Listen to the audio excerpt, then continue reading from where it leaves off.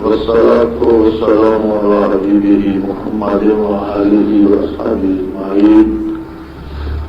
أعوذ بالله من الشيطان الرجيم. بسم الله الرحمن الرحيم. الحمد لله رب العالمين الرحمن الرحيم مالك يوم الدين. إياك نعبد وإياك نستعين. اهدنا الصراط المستقيم صراط الذين أنعمت عليهم غير المغضوب عليهم ولا الضالين. اللهم سبحانك لا علم لنا إلا ما علمتنا إنك أنت العليم الحكيم. مولاي صل وسلم دائما أبدا على حبيبك من زانت به السرور. قرآن کی سب سے پہلی سورت سورہ فاتحہ ہے، اور سورت فاتحہ کے بارے ارشاد ہوتا ہے کہ تمام کتاب کریم کا خلاصہ اس میں موجود ہے. سورہ فاتحہ جب نازل ہوئی تو اس کے شان نزول میں علماء کرام لکھتے ہیں کہ شیطان سر میں مٹی ڈالتا تھا اور روتا تھا کہ جو لوگ نماز پنجگانہ ادا کریں گے اور اس کی ہر رکعت میں اس سورت کو پڑھیں گے تو میرا ان پر کیا بس چلے گا. سورہ فاتحہ اللہ سے تعلق، اللہ پر اعتماد اور اللہ کریم سے اپنی حاجات کے مانگنے کا طریقہ بھی سکھاتی ہے. اس کے 3 حصے ہیں. پہلا حصہ اللہ کی حمد و ثنا ہے، اس کی ذات اور اس کی صفات جیسی ہیں ان کے ساتھ اس کی تعریف ہے. دوسرا حصہ یہ ہے کہ اللہ میں تیری ذات اور تیری صفات کو مانتا ہوں اور صرف تیری ہی عبادت کرتا ہوں. پہلے حصے میں عظمت الہی کا اظہار ہے، دوسرے حصے میں اپنی بندگی، اپنے عجز اور اپنے ضرورت مند ہونے کی بات ہے، اور تیسرے حصے میں پھر مقصد بیان کیا گیا ہے کہ جو ضرورت ہے وہ مانگی گئی ہے. تو دعا کا طریقہ یہ ہے کہ پہلے عظمت الہی بیان کی جائے، اپنے عجز کا اقرار کیا جائے، پھر جو چیز مقصود ہے وہ پیش کی جائے. جس طرح ہر عدالت کا ایک ادب و احترام ہوتا ہے، ہر حکومت یا حکومت کے افسر کا کہ آپ کو درخواست اس کے مطابق لکھنا، ہائی کورٹ میں جاتے ہیں تو اس کے مطابق لکھنا پڑتی ہے، گورنر کے پاس گزارتے ہیں تو اس کے مطابق اس کا پیٹرن الگ ہوتا ہے. اسی طرح جب آپ درخواست گزار ہوتے ہیں بارگاہ الوہیت میں تو اس کا طریقہ کار الگ ہوتا ہے کہ سب سے پہلے اس کی حمد و ثنا کی جائے، اس کی عظمت کا اقرار کیا جائے، پھر دوسرے درجے میں اپنی عبودیت کا اظہار کیا جائے کہ میں تجھے مانتا ہوں، میرا ایمان ہے تیرے ساتھ اور میں تیری ہی عبادت کرتا ہوں. اب تیسرے درجے میں آ کر مدعا عرض کرے گا کہ بار الہ یہ میری ضرورت ہے، مجھے عطا فرما. بعض حضرات نے بسم اللہ شریف کو الگ قرار دیا، لیکن اکثر علماء کے نزدیک بسم اللہ الرحمن الرحیم سورہ فاتحہ کا حصہ ہے. اس لیے ہم نماز کی ہر رکعت میں تعوذ کے بعد تسمیہ سے شروع کرتے ہیں، اور دوسری رکعت میں اگرچہ ثنا نہیں پڑھی جاتی لیکن سورہ فاتحہ بسم اللہ شریف سمیت پڑھی جاتی ہے. خاموش پڑھی جاتی ہے. امام قرأت کر رہا ہو تو قرأت تو الحمد سے شروع کرتا ہے، لیکن بسم اللہ الرحمن الرحیم دل میں ضرور پڑھتا ہے. اور اکیلے نماز پڑھ رہے ہوں تو بھی ثنا اور تعوذ نہیں پڑھا جاتا، لیکن بعض کی جو رکعتیں ہیں وہ 1 ہے یا 3 ہیں یا 2 ہیں، وہ بسم اللہ کے ساتھ شروع کی جاتی ہے. حضرت رحمت اللہ تعالی علیہ فرمایا کرتے تھے کہ جس طرح سورہ فاتحہ قرآن حکیم کا خلاصہ ہے بسم اللہ الرحمن الرحیم، یہ سورہ فاتحہ کا خلاصہ ہے کہ ہر کام کی ابتدا اس اللہ کے نام سے کرتا ہوں جو رحمان ہے اور رحیم ہے۔ پھر عرض فرمایا کرتے تھے اللہ کی ان پہ کروڑوں رحمتیں ہوں کہ بسم اللہ کی یہ پہلی با ہے، بے ہے، یہ اس کا خلاصہ ہے کہ یہ بے تلبس کی ہے، جوڑنے کی ہے، اور سارا دین اور سارا قرآن کیا ہے؟ مخلوق کو اللہ سے جوڑا جائے، اللہ کی مخلوق کو اللہ کی ذات سے آشنا کیا جائے۔ تو فرمایا کرتے تھے کہ سورہ فاتحہ قرآن حکیم کا خلاصہ ہے، بسم اللہ شریف سورہ فاتحہ کا خلاصہ ہے، اور اس کی پہلی بے سارے قرآن سارے دین کا خلاصہ ہے کہ یہ بے تلبس کی ہے، جوڑنے کی ہے اللہ کے نام کے ساتھ۔ اور یہ ساتھ جو ہے، یہ جڑنا جو ہے، یہ تلبس جو ہے، اسے عربی میں تلبس کہتے ہیں، کسی چیز کو کسی کے ساتھ جوڑنا۔ تو فرمایا یہ سارے دین کا خلاصہ، سارے دین کا حاصل یہ ہے کہ اللہ کا بندہ اللہ کی ذات سے جڑ جائے۔ میں اکثر کہا کرتا ہوں کہ قرآن کریم کی ہر آیت دنیا و آخرت کے سارے مسائل کا جواب دے گی، اپنی اپنی وسعت نظر ہے، اللہ کس کو کتنی دیتا ہے۔ اور پھر یہ جب ضرورت نہیں تو اتنا قرآن اللہ نے کیوں نازل کیا؟ یہ اس کا کرم، یہ اس کا احسان ہے کہ اس نے اپنے بندوں سے کلام فرمایا اور فرماتا چلا گیا۔ کلام میں متکلم کا اثر ہوتا ہے، اس کی ذات کا اثر ہوتا ہے۔ آپ کسی بندے کو کسی برے آدمی کے ساتھ بٹھا دیں، وہ اس کی صرف باتیں سنتا رہے، اس کی عادتیں بگڑنا شروع ہو جائیں، اس کی ذات کا اثر اس میں آئے گا۔ کسی آدمی کو کسی نیک بندے کے ساتھ بٹھا دیں، وہ روزانہ اس کی گفتگو سنتا رہے تو نیکی کی طرف مائے، وہ اثر اس میں بھی آ جائے گا۔ تو اللہ جل شانہ نے یہ جو اتنی کتاب عطا فرمائی، علماء ایک سوال پیش کرتے ہیں کہ طریق ادب یہ ہے کہ بات مختصر ہو اور اس میں سارا مفہوم آ جائے۔ قرآن کریم کا کمال یہ ہے کہ چند لفظوں میں سارا مفہوم سمو دیتا ہے۔ پھر ادب یہ ہے کہ جو پوچھا جائے وہ مختصر لفظوں میں عرض کر دیا جائے۔ اور انبیاء سے بڑا مؤدب کون ہوگا؟ موسیٰ علیہ السلام اللہ کے رسول تھے، کلیم اللہ تھے، سوال مختصر سا ہوا، ما تلک بیمینک یا موسیٰ، موسیٰ آپ کے ہاتھ میں یہ کیا ہے؟ ہی عصائی، بات ختم ہو گئی، یہ میرا عصا ہے، جواب ہو گیا۔ لیکن وہ بات بڑھاتے چلے گئے، ہی عصائی اتوکل علیہا واحش بہا علی غنمی ولی فیہا معارب اخری، پتہ نہیں انہوں نے کتنی لمبی بات کی۔ یہ میرا عصا ہے، میں اس سے سہارا بھی لیتا ہوں، اس سے ریوڑ بھی چراتا ہوں، اس سے اور بہت سے کام۔ وہ کون سے کام انہوں نے گنے؟ قرآن نے تو اختصار کیا، وہ کام بتائے نہیں، لیکن انہوں نے تو گنے، لی فیہا معارب اخری، اور بہت سے کام لیتا ہوں اس سے۔ تو مفسرین کرام فرماتے ہیں کہ ایک اللہ کا رسول اور اولی العزم رسول اور کلیم اللہ، اب اس سے زیادہ مؤدب کون ہوگا؟ تو جواب ختم ہو گیا ہی عصائی، پھر انہوں نے اتنی لمبی بات کیوں کی؟ تو فرماتے ہیں کہ بات کرنے کا ایک اپنا مزہ ہوتا ہے، اور متکلم جو ہوتا ہے اور جو مخاطب ہوتا ہے اسے دیکھ کر اگر کوئی محبوب سے بات کر رہا ہے تو ایسا بے خود ہو جاتا ہے کہ اس بات کا مزہ لینے کے لیے اسے لمبا کر کے لے جاتا ہے۔ بیک لفظ تماں گفتن تمنا ہے جہاں را، فارسی شاعر نے کہا ہے کہ ساری دنیا کی ساری باتیں ایک لفظ میں کہی جا سکتی ہیں۔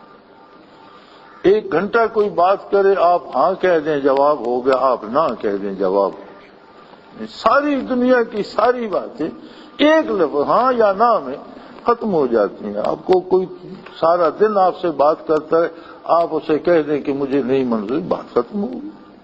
بیک لفظ تمام گفتن تمنا جہان را، منز بیر حضوری طول دادم داستان، کہ میں نے تو حضوری کے مزے میں بات کو لمبا کر دیا کہ بات کس سے ہو رہی ہے اور کرنے کا مزہ آ رہا ہے، اسے چلائے جاؤ۔ بیک لفظ تمام گفتن تمنا جہان را، منز بیر حضوری طول دادم داستان را۔ فرمایا موسیٰ علیہ السلام نے چونکہ بات اللہ سے ہو رہی تھی، بات کے مزے میں ایسے کھو گئے کہ منقطع کرنا نہیں چاہتے تھے کہ بات چلتی جائے اللہ کے حضور۔ تو جب اس نے امت محمدیہ پر یہ احسان فرمایا کہ اتنی باتیں کی کہ اتنا بڑا قرآن مجید بن گیا، اب اگر اس کے بعد بھی کوئی نہیں سدھرتا تو اس کے سینے میں دل نہیں پتھر، اور پتھر بھی ہوتا۔ اللہ کریم فرماتے ہیں کہ جو قرآن سے جن کی اصلاح نہیں ہوتی وہ پتھروں سے بھی گئے گزرے، اس لیے کہ پتھروں سے بھی نہریں اور چشمے جاری ہو جاتے ہیں۔ نما یتشقق فیخرج منہ الماء، پتھر بھی پھٹ جاتے ہیں، ان سے نہریں چشمے جاری ہو جاتے ہیں، کچھ میں سے تھوڑا پانی آتا ہے، ورنہ غضب الہی اور عظمت الہی کے سامنے گر کر چور تو ہو جاتے ہیں، اور جن پر قرآن بھی اثر نہیں کرتا وہ اس سے بھی گر گزرے۔ تو یہ اس کا احسان ہے کہ اس نے اتنی لمبی بات عطا فرمائی۔ قرآن کا سمجھنا، قرآن پر عمل کرنا فرض عین، قرآن کا سمجھنا عمل کی نسبت سے فرض عین، کہ جانے گا نہیں تو عمل کیسے کرے گا۔ لیکن قرآن اگر سمجھ نہ بھی آئے تو قرآن کو اللہ کا کلام سمجھ کر پڑھتے رہنا خالی نہیں جاتا، دلوں کو منور کر دیتا ہے، اس لیے کہ اللہ کا کلام ہے۔ میں نے شاید پہلے بھی کہیں یہ بات بیان کی ہے، میں نے پڑھی نہیں، واقعہ سنا ہے۔ ایک شخص نے مجھ سے ایک واقعہ بیان کیا کہ ہمارا ایک آدمی مر گیا تو اس کے لیے قبر تیار کر رہے تھے، تو اس کے نیچے اوپر سے قبر کا نشان نہیں تھا، جب کھودا تو نیچے قبر آ گئی۔ قدرتی آدمی کو تجسس ہوتا ہے کہ جب قبر کھل ہی گئی ہے اور اس کے پتھر آ گئے تو دیکھیں، تو ہم نے ایک پتھر سرہانے سے ہٹایا، تو یہاں تک وہ درست تھا کہ ہم نے پہچان لیا کہ یہ تو گاؤں کا فلانا آدمی ہے۔ اور عجیب بات ہے کہ کسی درخت کی ایک جڑ اس کے منہ کے اوپر سے، کفن کے اوپر سے گزر رہی تھی، اور اس میں سے ٹپ ٹپ قطرہ قطرہ رس کا گر رہا تھا۔ وہ کہتے جب ہم نے دیکھا تو وہ رس گرنا تو ختم ہو گیا، بڑی خوشبو تھی، ہم نے چاہا کہ اس رس کا ذائقہ چکھیں لیکن وہ گرنا بند ہو گئی، تو ہم نے واپس پتھر رکھ کے قبر بند کر دی، دوسری قبر میں بنا کر بندہ دفن کیا، واپس گئے تو وہ بڑھیا اس کی اہلیہ بھی زندہ تھی۔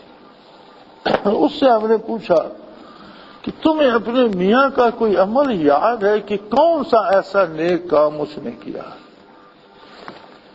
وہ کہنے لگی اور باقی تو وہ بھی عام لوگوں کی طرح نماز روزہ ہی کرتا تھا اور اپنی مزدوری کرتا تھا، لیکن ایک بات تھی اس کی، وہ پڑھا لکھا نہیں تھا، تو قرآن کھول کے بیٹھ جاتا اور ہر سطر پہ انگلی پھیر کے کہتا اللہ یہ بھی تو نے سچ کہا، اللہ یہ بھی تو نے سچ کہا، اللہ یہ بھی تو نے سچ کہا۔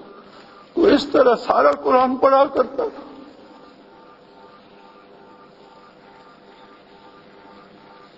تو یہ 30 پارے اللہ کریم کا وہ انعام ہے جس کا شکر ادا کرنا ممکن نہیں۔ الحمدللہ رب العالمین۔ اسلام کی بنیاد اس بات پر ہے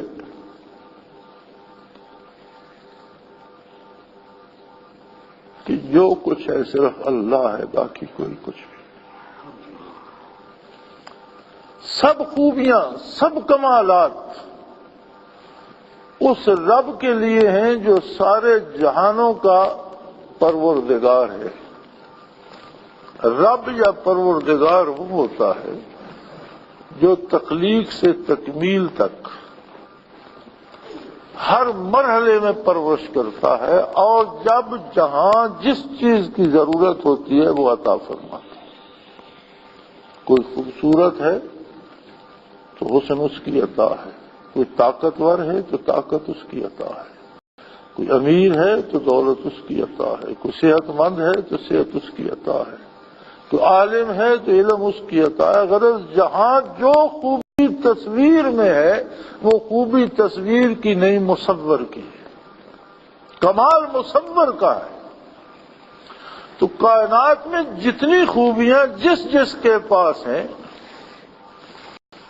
وہ سب خوبیاں اللہ کی ہیں، باقی کوئی کچھ بھی نہیں، اس کے کمالات کی، اس کی خوبیوں کے مظہر ہیں سارے، اس کی عظمت کا اظہار ہوتا ہے۔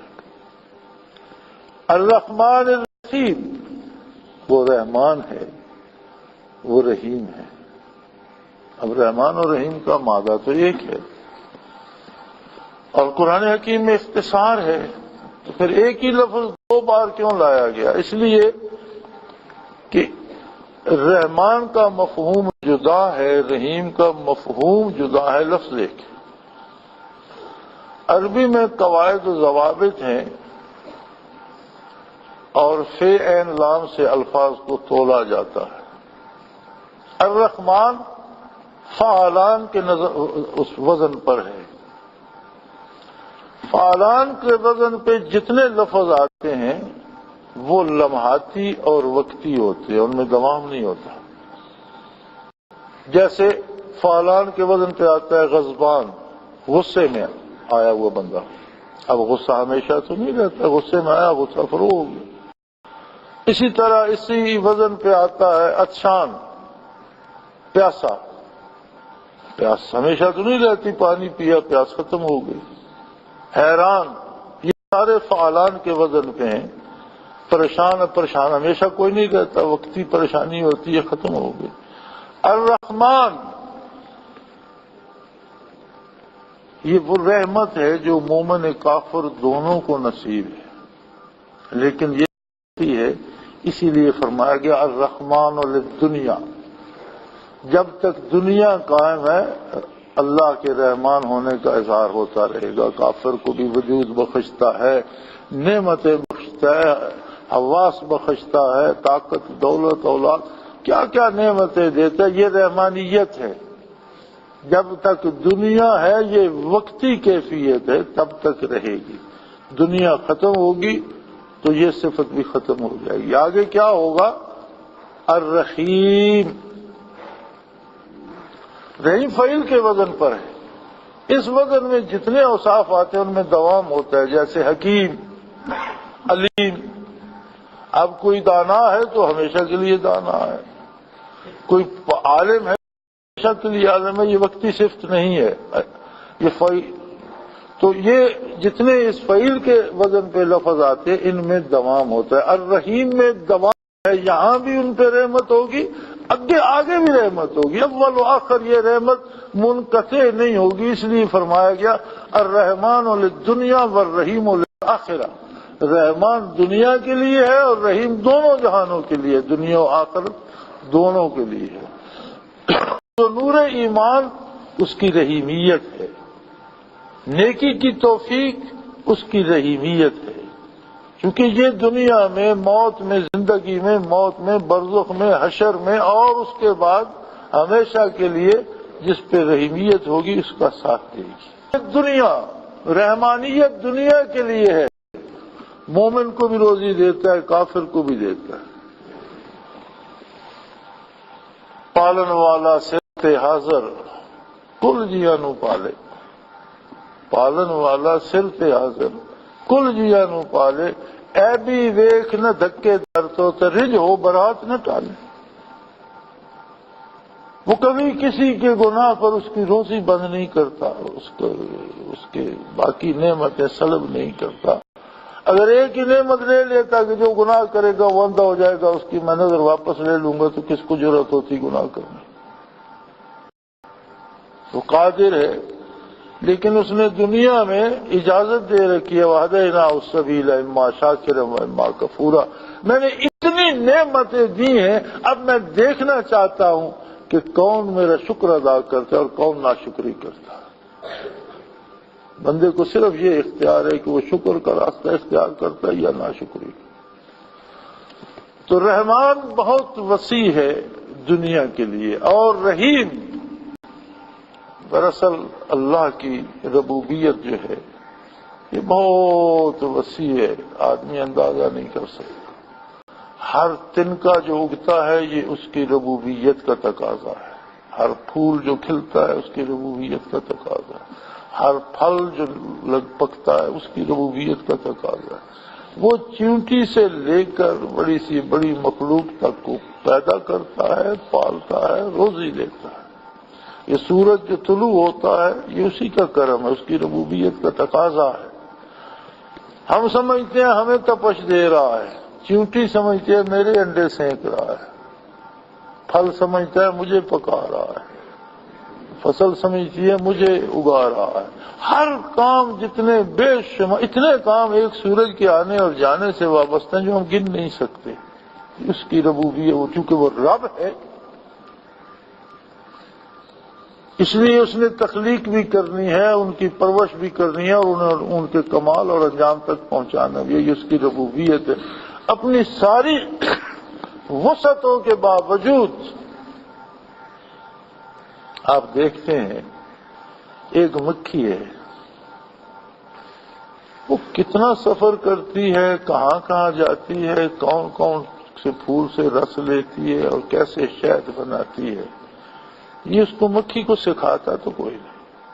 یہ مکھیاں پالنے والے کہتے ہیں کہ اس مکھی کی اوسط عمر 2 مہینے ہوتی ہے، تو یہ تو جو وہ کام کرتی ہے کسی کو سکھانا پڑے تو 2 سالوں میں بھی سکھایا نہیں جا سکتا کہ کون سے پھول سے رس کس طرح لینی ہے، اس میں کون سا مادہ ملانا ہے، کس طرح ڈالنا ہے، پھر وہ شہد بنے گا۔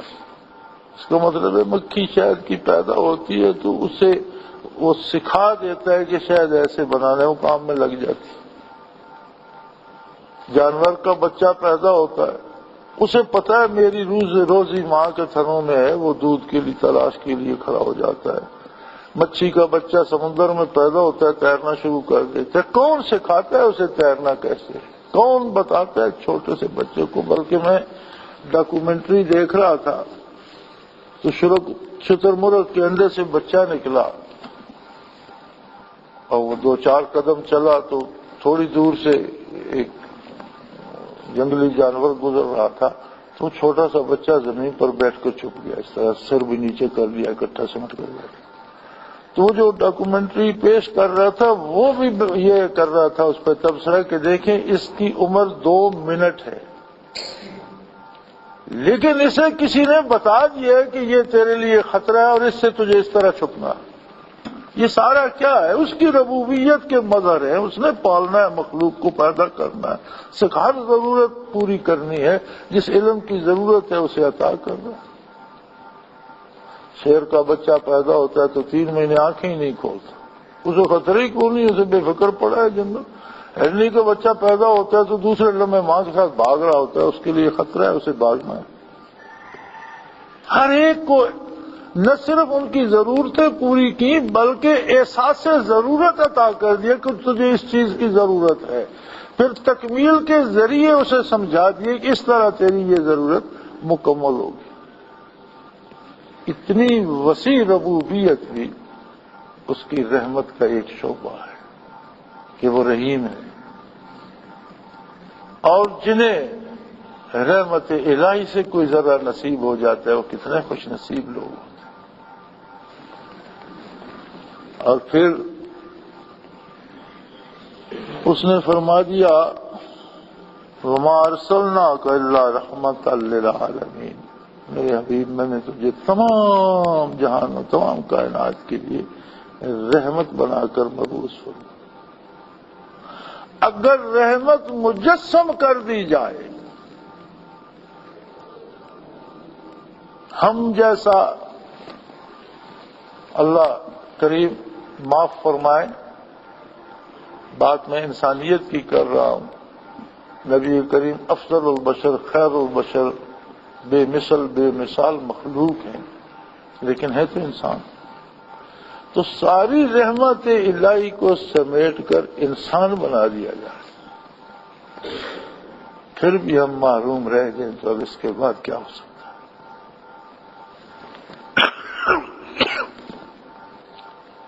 ہماری طرح اللہ کا حبیب کھائے پیے، روزہ رکھے، نماز پڑھے، سجدہ کرے، گرمی سردی سے تحفظ کرے، جہاد کرے، ساری زندگی کے آداب عملی طور پر کر کے سکھائے،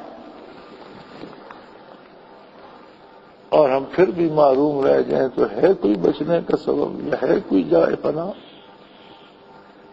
اللہ کی طرف سے تو عطا کی حد ہو گئی، اسی کے شایان شان ہے کہ اتنی عطا کرے، یہ اسی کو زیب دیتا ہے۔ اس نے ساری ربوبیت بھی رحمت کا ایک شعبہ ہے، اس نے ساری رحمت مجسم کر۔ اب حق تو یہ ہے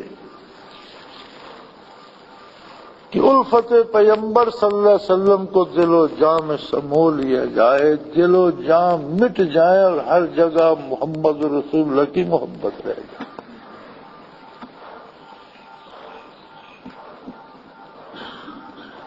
لیکن شاید ہمیں نہ اپنا احساس ہے کہ ہم کیا ہیں، نہ زندگی کی قیمت کا اندازہ ہے کہ یہ لمحات کتنے قیمتی ہیں، اور شاید یہ ہماری بد نصیبی ہے کہ ہمیں عظمت رسول کا اندازہ نہیں ہے۔ ہم کافروں جیسا نظر آنے میں فخر محسوس کرتے ہیں، ہم اپنے آپ کو بدماش کہلوا کر خوش ہوتے ہیں، ہم اپنے آپ کو زبردست کہلوا کر خوش ہوتے ہیں، ہم ساری زندگی اپنی تعریف لوگوں سے سننا چاہتے ہیں۔ کمال بات، کتنے ہم اپنی حیثیت کو بھول جاتے ہیں، چاہتے ہیں لوگ ہماری تعریف کریں۔ بھئی ہم کیا ہیں، تعریف تو اللہ اور اللہ کے رسول کی ہے، اس کی عطا کی ہے، اس کے کرم کی ہے، بات تو وہاں کی ہے۔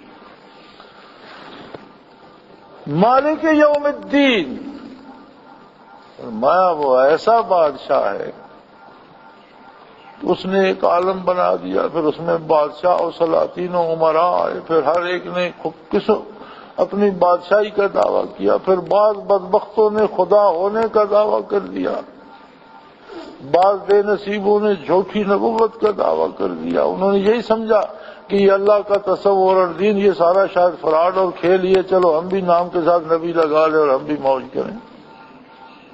لیکن ایک دن ایسا آنے والا ہے جب وہ پوچھے گا لمن الملک اليوم، آج کوئی بتاؤ حکومت کس کی ہے، کون ہے بادشاہ حقیقی، کس کے لیے ہے بادشاہت؟ اور ساری دنیا میں اول آنے والے انسان سے آخر تک آنے والا، اور جنات حیوانات چرند پرند ہر چیز حاضر ہوگی، ساری مخلوق حاضر ہوگی، کوئی دم نہیں مارے گا، پھر خود ہی جواب دے گا للہ الواحد القہار، حکومت اللہ کی، کوئی جھوٹا دعویٰ بھی نہیں کرے گا۔ فرمایا مالک یوم الدین، اے اللہ میں تجھے جانتا ہوں، تو ہی مالک ہے اس دن کا جس دن سب بادشاہیاں نابود ہوں گی، صرف تیری بادشاہی، جس دن یہ پتہ چلے گا کہ حکومت کس کی ہے اور کس کو سزاوار ہے۔ اب جب یہاں پہنچتا ہے تو انداز دیکھیں، اللہ نے یہ صورت تعلیم فرمائی، اور شیطان اسی لیے روتا تھا کہ جب قاری یہاں پہنچتا ہے اللہ کی حمد بیان کی، اسے رب العالمین مانا، رحمان و رحیم مانا، مالک یوم الدین مانا، تو اسے احساس ہوتا ہے کہ اس میں میں اکیلا تو نہیں ہوں، اللہ کے بڑے برگزیدہ بندے، اس میں فرشتے شامل ہیں، اس میں انبیاء و رسل شامل ہیں، اس میں اصحاب کبار شامل ہیں، اس میں اولیاء اللہ شامل ہیں، اس میں علماء حق شامل ہیں، اس میں حفاظ و قراء شامل ہیں، اس میں علماء شامل ہیں، تو خود کو ان میں سمو دیتا ہے، کہتے ہیں ایاک نعبد، اب تک اکیلا بات کر رہا تھا، اب وہ کہتے ہیں ہم سب تیری ہی عبادت کرتے ہیں، یعنی خود کو اس زمرے میں لے گیا جو اللہ کے بندے تھے، اور یہ طریقہ خود اس نے بندے کو تعلیم فرمایا۔ اکیلا بات کر رہا تھا، ساری تعریفیں اللہ کے لیے ہیں جو سارے جہانوں کا پالنہار ہے، جو رحمان ہے، جو رحیم ہے، جو یوم جزا کا مالک و شہنشاہ ہے۔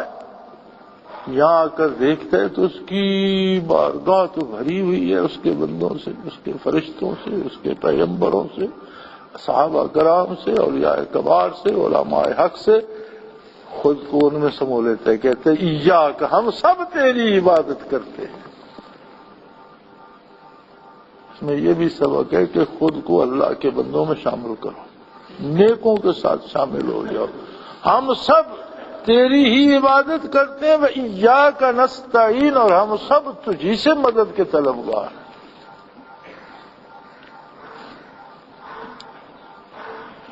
مجھے آج بھی ایک خط ملا، اس میں لکھا تھا کہ میری اولاد بھی کسی نے بند کر دی ہے، میرا کاروبار بھی کسی نے بند کر دی ہے، میری صحت بھی کسی نے خراب کر دی ہے، تو میرے لیے کچھ کریں۔ تو میں نے اسے 2 جملے جواب کے لکھے کہ میرا ایمان یہ ہے کہ اولاد بھی اللہ دیتا ہے، صحت بھی اللہ دیتا ہے، روزی بھی اللہ دیتا ہے۔ تمہارا ایمان مختلف ہے کہ کوئی ہے دنیا میں جو یہ سب کچھ روک سکتا ہے یا دے سکتا ہے، اس لیے تمہارا علاج میرے پاس نہیں، کسی اپنے ہم عقیدہ سے تلاش کرو۔ کیونکہ میرا یہ ایمان ہے کہ جو وہ دیتا ہے اسے کوئی روک نہیں سکتا، اور وہ نہیں دیتا تو کوئی زبردستی لے نہیں سکتا۔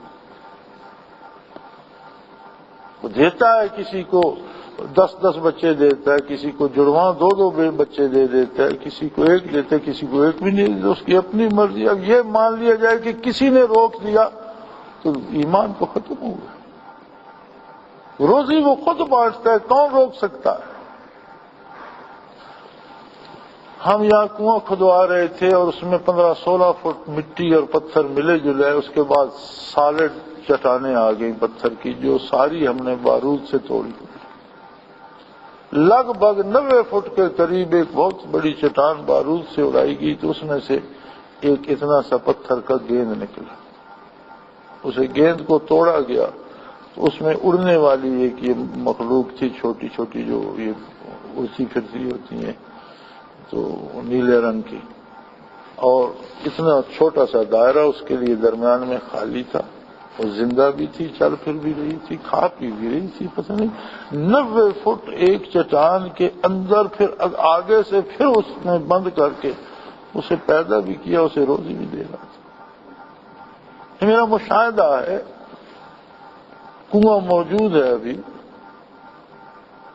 اور مجھے افسوس ہو رہا ہے کہ وہ پتھر کھو گیا کہیں، وہ تو رکھنے کے لائق تھا، اور اس میں درمیان میں وہ اس طرح 2 ٹکڑے، درمیان میں اتنی جگہ تھوڑی تھوڑی خالی تھی، کوئی 1 موٹے روپے کے برابر، اس طرح ملے بات۔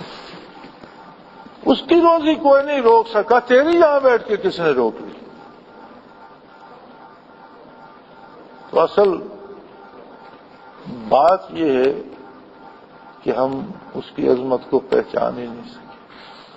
اگر بھوکا رکھ کے خوش ہے تو بھوکا رکھے، ہم کمزور ہیں، ہم دعا کریں گے یا اللہ مجھ میں بھوکا رہنے کی ہمت نہیں، مجھے روزی دے، یہ تو ہمارا حق ہے، اس پہ تو وہ خوش ہوتے۔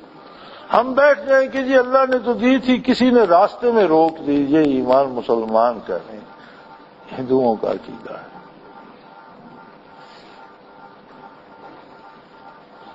ایاک نعبد، ہم سب تیری، دیکھو اکیلا کھڑا تھا بندہ، بات کر رہا تھا اللہ سے، جب اس کی بارگاہ اور اس کا دربار کھلا تو اس نے دیکھا میں تو اکیلا تو نہیں، یہاں تو آدم علیہ نبی علیہ الصلوۃ والسلام سے لے کر آج تک کی مخلوق حاضر ہے، یہاں تو شجر و حجر حاضر ہیں، یہاں تو جن و انس حاضر ہیں، یہاں تو انبیاء اور رسل حاضر ہیں، یہاں تو فرشتے سجدہ رہے، تو کہتا ہے خود کو بھی شامل کرتا ہے، ہم سب تیری ہی عبادت کرتے ہیں۔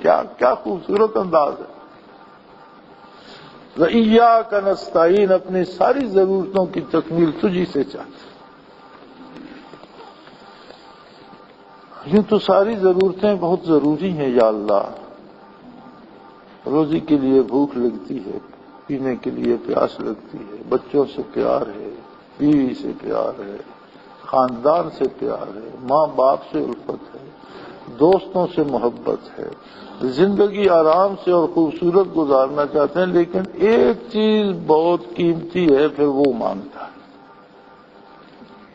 کہتے ہیں اہدنا الصراط المستقیم، اللہ مجھے سیدھا راستہ دکھا، یہ سب سے زیادہ قیمتی ہے، ورنہ اس کے سارے باقی زندگی کے مسائل تو ساتھ ہیں، اور ایک ہجوم عاشقاں میں شامل ہو گیا، اکیلا نہیں ہے، ہجوم عاشقاں میں ہے، اور کہتے اللہ مجھے سیدھے راستے پہ ہی رکھنا، اسی طرح تیری بارگاہ میں کہیں کوئی غلط راستے پہ میرے قدم نہ اٹھ جائیں۔ صراط الذین انعمت علیہم، ان لوگوں کا راستہ جن پر تو نے انعام کیا، وہاں جو سارے ہیں وہ لوگ ہیں جس پر اس نے انعام کیا، کہتے ہیں انہی کے ساتھ مجھے رکھنا یا اللہ، یہی جو تیرے انعام یافتہ لوگ ہیں انہی کے راستے پہ مجھے ثابت قدم رکھنا، کیونکہ میں ابھی دار دنیا میں ہوں، میں ابھی نفس اور شیطان کے اس نرغے میں ہوں، کہیں اس راستے سے بھٹک نہ جاؤں، کہیں ان لوگوں سے الگ نہ ہو جاؤں، کہیں اس بارگاہ کا دروازہ مجھ پہ بند نہ ہو جائے۔ اب ان سے پوچھو جو نماز پڑھتے ہی نہیں، وہ کس شیخی پہ نہیں پڑھتے؟ میرا مسلک یہاں بھی جدا گانا ہے۔ لوگ کہتے ہیں لوگ نماز نہیں پڑھتے، میں کہتا ہوں اللہ انہیں پڑھنے کی توفیق نہیں دیتا، ان سے ناراض ہے، انہیں اپنے بندوں میں کھڑا نہیں ہونے دیتا۔ یہ میرا مسلک یہ ہے کہ جو لوگ نماز ادا نہیں کرتے، میرا مسلک یہ ہے کہ اللہ ان سے ناراض ہے، انہیں اپنے بندوں میں کھڑا ہونے کی اور اپنے ساتھ بات کرنے کی توفیق نہیں دے رہا، انہیں توبہ کرنی چاہیے، معافی مانگنی چاہیے، استغفار پڑھنا چاہیے کہ وہ توفیق دے، اس لیے کہ بندے کی ضرورت ہے اللہ کی بارگاہ کی حضوری، اللہ کو کسی سے کیا حاجت، اسے تو کسی سے غرض نہیں۔ صراط الذین انعمت علیہم، ان لوگوں کے ساتھ رکھ ہمیں جن پہ تو نے انعام کیا، غیر المغضوب علیہم ولا الضالین، یا اللہ دو طرح کے لوگوں میں مت لے جا، ایک مغضوب اور ایک ضالین۔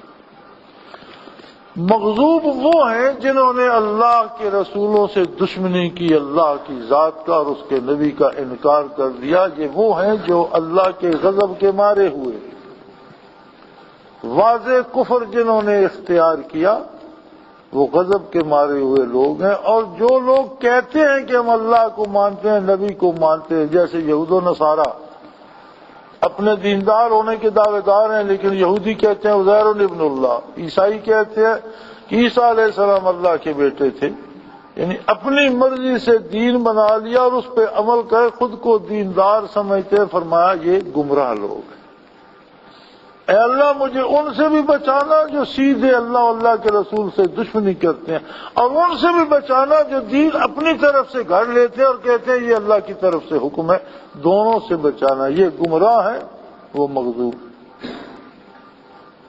آمین، اے اللہ میری گزارش قبول فرمانا۔ وآخر دعوانا